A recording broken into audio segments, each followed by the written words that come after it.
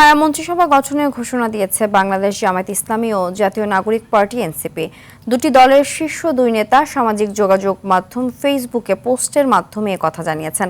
ত্রয়োদশ জাতীয় সংসদ নির্বাচনে সুনামগঞ্জ 2 আসনে জামায়াতের প্রার্থী ও সুপ্রিম কোর্টের জ্যেষ্ঠ আইনজীবী মোহাম্মদ শিশির মনির শনিবার রাতে ফেসবুকে দেয়া এক পোস্টে ছায়া মন্ত্রিসভা গঠনের কথা বলেন।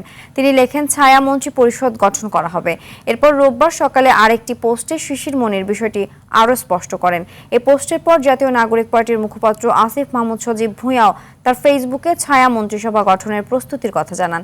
তিনি পোস্টে লেখেন, ছায়া মন্ত্রিসভা গঠনের প্রস্তুতি নিচ্ছে, স্বচ্ছতা ও জবাবদিহিতা নিশ্চিতে কাজ করবে ছায়া মন্ত্রিসভা।